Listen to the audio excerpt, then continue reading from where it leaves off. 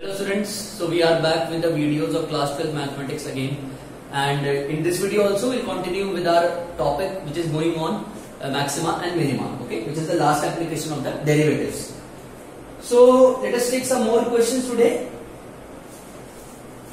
So let's see, I have this question with me which is find the maximum and minimum values of the functions given by, so fx मेरे को दे रखा है that is equals to mod of x plus 2 minus 1 है ना. इसकी maximum या minimum value अगर exist कर रही है तो पता लगाना है. So you can see again modulus वाले क्वेश्चन हम स्क्वायर की तरह शुरुआत कर सकते हैं. जैसे लास्ट वीडियो में मैंने आपको बताया था कि मॉड ऑफ x प्लस 2 जो है it will always be greater than equal to 0, यानी कि इसकी वैल्यू हमेशा पॉजिटिव होगी या 0 हो सकती है मिनिमम, है ना. सबट्रैक्ट कर देते हैं बोथ साइड 1 से. So mod of x plus 2 minus 1 will be greater than equal to minus 1, or we can say कि fx will be greater than equal to minus 1, right? So therefore we can see minimum value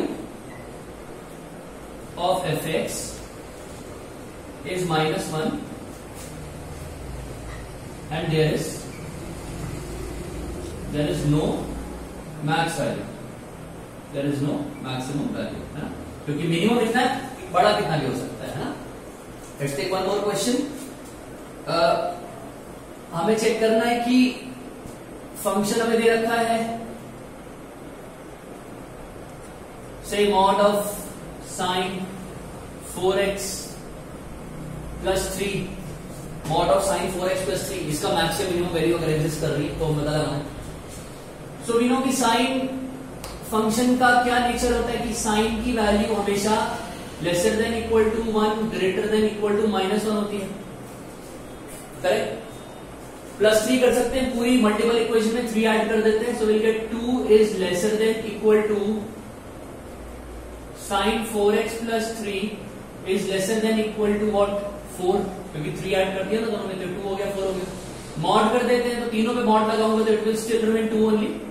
So 2 is lesser than equal to mod of sin 4x plus 3 is lesser than equal to mod of 4, which is 4 only, correct? Or we can say that 2 is lesser than equal to fx lesser than equal to 4. So therefore maximum value of fx is equals to 4, minimum value of fx is equals to 2. समझ में आता है, क्योंकि 4 से छोटा रहेगा तो सबसे बड़ा नहीं हो सकता, तो मैक्सिमम वैल्यू 4 हो गई, और 2 से कम नहीं जा सकता तो मिनिमम वैल्यू कितनी होगी 2 हो गई, राइट.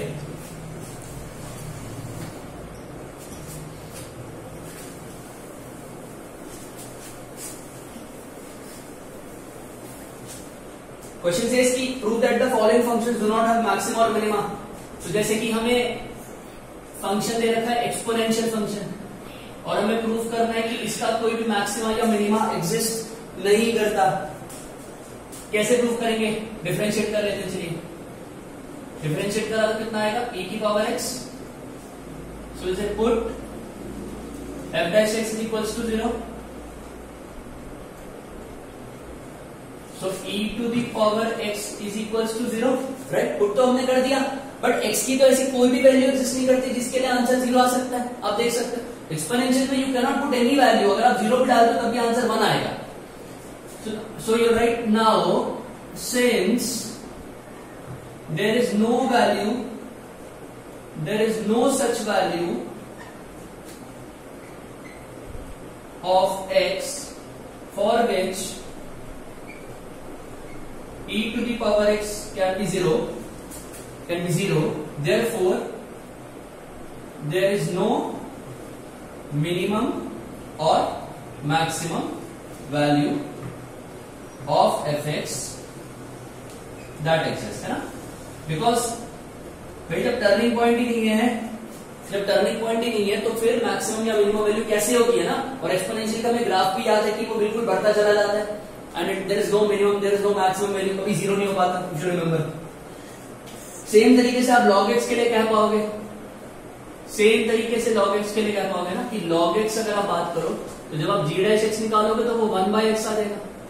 नाउ g' को आपने 0 रखा, यानी कि 1/x को 0 रखा। अब क्या बोलोगे भाई x की ऐसी कोई वैल्यू नहीं है यहाँ पे तो जिसके लिए 1/x 0 हो सके, है ना? There is no value. क्या लिखोगे?